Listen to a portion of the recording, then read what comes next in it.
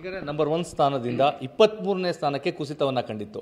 ಅದಾದ ನಂತರ ಸವಾಲಾಗಿ ಸ್ವೀಕರಿಸಿ ಮತ್ತೆ ನಂಬರ್ 3ಗೆ ಬಂದಿದ್ದೇವೆ. ಏನೆಲ್ಲ ಸುಧಾರಣೆಗಳನ್ನು ತರಲಾಗಿತ್ತು ಅಂತ ಇದರಲ್ಲಿ ತುಂಬ ಇಂಪಾರ್ಟೆಂಟ್ ಆಗಿ ನಾವು ಎಲ್ಲರಿಗೆ ಗೊತ್ತಿರುವ ಹಾಗೆ ಪ್ರತಿದಿನ ಫೀಲ್ಡಿಗೆ ಇಳಿದಿದ್ದೀವಿ. ಕಮಿಷನರ್ ಹಿಡಿದು ನಮ್ಮ ಝೋನಲ್ ಎ ಸಿಸ್ ಹಿಡಿದು ನಮ್ಮ ಸೆಕ್ಷನ್ ಹೆಡ್ಸನ್ನು ಹಿಡಿದು ಅವ್ರಿಗೂ ಕೂಡ ಒಂದು ಸುತ್ತೋಲೆ ಮಾಡಿಸಿದೆ. ನಾನು D C revenue, D C admin, engineering section, T P M, A D C ಅವ್ರಿಗೂ ಕೂಡ ನಾನು ಇಳಿಸಿದ್ದೆ. ಎ ಸಿಸ್ಗೂ ಕೂಡ ಫೀಲ್ಡಿಗೆ ಇಳಿಸಿಕ್ಕೆ ಹೇಳಿದ್ದು. ಎನ್ವೈರ್ಮೆಂಟಲ್ ಇಂಜಿನಿಯರ್ಸ್, ಹೆಲ್ತ್ ಇನ್ಸ್ಪೆಕ್ಟರ್ಸ್, ಪೌರ ಕಾರ್ಮಿಕರು ಎಲ್ಲ ಜನ ಫೀಲ್ಡಿಗೆ ಹೋಗಿರೋದು ಒಂದು ವಿಚಾರ. ಎರಡನೇದಾಗಿ ನಮ್ಮ ವಿಚಾರ ನಾವು ಹೇಳಬೇಕಾದ್ರೆ ಮೈಕ್ರೋ ಪ್ಲ್ಯಾನ್ ಅನುಷ್ಠಾನ ಮಾಡೋದ್ರಲ್ಲಿ ನಾವು ಒತ್ತು ಕೊಟ್ಟಿದ್ದು. ಈ ಎರಡು ವಿಚಾರ ಜೊತೆಗೆ ನಮ್ಮ ನಗರ ಸೌಂದರ್ಯೀಕರಣ ಮಾಡಲಿಕ್ಕೆ ಪೇಂಟಿಂಗ್ ಆಗಲಿ ಅಥವಾ ಅದನ್ನು ಇಂಪ್ರೂವ್ಮೆಂಟ್ಸ್ ಮಾಡೋದಾಗಲಿ ಆ ವಿಚಾರ ಕೂಡ ನಾವು ತೊಗೊಂಡಿದ್ದು. ಮುಂದಿನ ವರ್ಷಕ್ಕೆ ನನಗೆ ಭಾಳ ಟೈಮ್ ಇದೆ.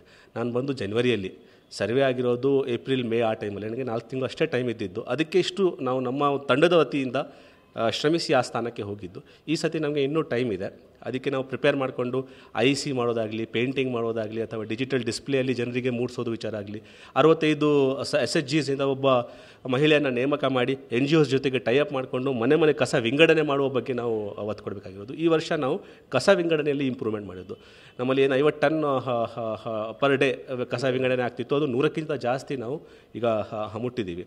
ನಮ್ಮ ಕಸ ಸಂಗ್ರಹಣೆಯಲ್ಲಿ ವಿಭಜನೆ ಆಗೋದು ನಮಗೆ ಸಾಥ್ ಕೊಟ್ಟರೆ ನಮ್ಗೆ ಯಾರೂ ಮುಟ್ಟಕ್ಕಾಗಲ್ಲ.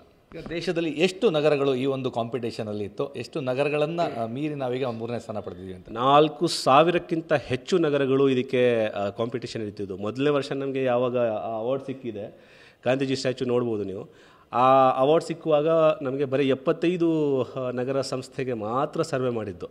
ಅದರಲ್ಲಿ ನಮಗೆ ತುಂಬ ಹೆಮ್ಮೆಯ ವಿಚಾರ. ಈಗ ಕಾಂಪಿಟೇಷನ್ ಭಾಳ ಜಾಸ್ತಿ ಆಗಿದೆ. ಕೆಲವು ರಾಜ್ಯಗಳಲ್ಲಿ ಮಿನಿಸ್ಟರ್ಸಿಂದ ಹಿಡಿದು ಸೆಕ್ರೆಟರೀಸಿಂದ ಹಿಡಿದು ರಿವ್ಯೂ ಮಾಡ್ತಾರೆ. ಸರ್ವೆ ಮಾಡುವಾಗ ಹೇಗೆ ಅವರು ಉತ್ತರಿಸ್ಕೊಡ್ಬೇಕು, ವರ್ಕ್ಶಾಪ್ಸನ್ನು ಮಾಡ್ತಾರೆ. ಈ ರೀತಿ ನಾವು ಅಲ್ಲಿ ಹೋದಾಗ ನಮಗೆ ತಿಳಿತಾ ಬಂತು. ನಮ್ಮ ಸೆಕ್ರೆಟ್ರಿಗೂ ಕೂಡ ನಾವು ಈ ವಿಚಾರ ತಿಳಿಸಿದ್ದೀವಿ. ಮೇಡಮ್ ಕೂಡ ನಮಗೆ ತುಂಬ ಸಹಕಾರ ಕೊಡ್ತಿದ್ದಾರೆ. ಬರುವ ದಿವಸಗಳಲ್ಲಿ ನಮ್ಮಲ್ಲೂ ವರ್ಕ್ಶಾಪ್ ಮಾಡ್ತೇವೆ.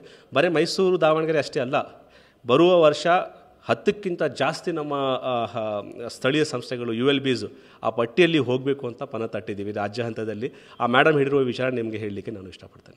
ಯಾವುದೇ ಕಾರ್ಪೊರೇಷನ್ ಕೆಲಸವನ್ನು ಮಾಡಿದರೂ ಸಹ ಯಶಸ್ವಿಯಾಗುವಂಥದ್ದು ಜನರ ಸಹಕಾರದಿಂದ. ತಾವೀಗಾಗಲೇ ಹೇಳಿದ್ರೆ ಮೈಸೂರಿನ ಜನರು ಎಲ್ಲ ಸಹಕಾರವನ್ನು ನೀಡಿದ್ದಾರೆ. ಮುಂದೆ ಈಗ ನಂಬರ್ 1 ಆಗಲಿಕ್ಕೆ ಜನತೆಯ ಸಹಕಾರ ಯಾವ ರೀತಿ ಬೇಕಾಗಿದೆ? ಜನತೆಯ ಸಹಕಾರ ನನಗೆ ಒಂದೇ ಒಂದು ರೀತಿಯಲ್ಲಿ ಬೇಕು. ನಿಮ್ಮ ಕಸವನ್ನು ನಮ್ಮ ಗಾಡಿಗಳಿಗೆ ಕೊಡಿ, ನಮ್ಮ ಗಾಡಿಗಳು ನಿಮ್ಮ ಮನೆಗಳಿಗೆ ಬರ್ತವೆ. ಬಂದಿಲ್ಲ ಅಂದರೆ ನಮ್ಮ ಗಮನಕ್ಕೆ ತನ್ನಿ. ಕಸವನ್ನು ವಿಭಜಿಸಿ, ಒಣ ಕಸ ಮತ್ತು ದ್ರವ ಕಸವನ್ನು ವಿಭಜಿಸಿ ನಮಗೆ ಕೊಡಿ. ದಯವಿಟ್ಟು ರೋಡ್ ಮೇಲೆ ಅಥವಾ ನಿಮ್ಮ ಮನೆ ಅಕ್ಕಪಕ್ಕ ಅಥವಾ ಯಾವುದೋ ಒಂದು ಮೂಲೆಯಲ್ಲಿ ಹಾಕಬೇಡಿ.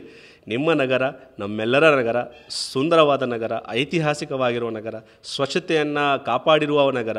ತುಂಬ ದೇಶ ನಮಗೆ ನೋಡುತ್ತೆ. ಅಲ್ಲಿ ನಾವು ಹೋಗುವಾಗ ಮೈಸೂರು ಅಂದರೆ ಒಂದು ರೀತಿಯಲ್ಲಿ ನೋಡ್ತಾರೆ. ನಾವು ಕೆಳಗೆ ಹೋಗುವ ನಮಗೆ ಅವಕಾಶ ಇಲ್ಲ. ದಯವಿಟ್ಟು ನೀವೆಲ್ಲರೂ ನನಗೆ ಈ ಒಂದು ವಿಚಾರದಲ್ಲಿ ಸಹಕರಿಸಿದರೆ ನಮ್ಮ ಜನಪ್ರತಿನಿಧಿಗಳು, ನಮ್ಮ ಸಿಬ್ಬಂದಿಯವರು, ಜನತೆಯವರು 3 ಜನ ಸೇರಿ ಎಲ್ಲ ಸಂಘ ಸಂಘಟನೆಯ ಒಂದು ಸಪೋರ್ಟ್ನಿಂದ ಖಂಡಿತವಾಗಿ ಮುಂದಿನ ವರ್ಷ ಮೊದಲೇ ಸ್ಥಾನ ಗಳಿಸೋಣ. ಇದು ಪಾಲಿಕೆ ಆಯುಕ್ತರ ಒಂದು ಮನವಿ. ನೀವು ಸಹಕಾರವನ್ನು ನೀಡಿ ಮೈಸೂರನ್ನು ನಂಬರ್ 1 ಸ್ವಚ್ಛ ನಗರವನ್ನಾಗಿ ಮಾಡ್ತೇವೆ.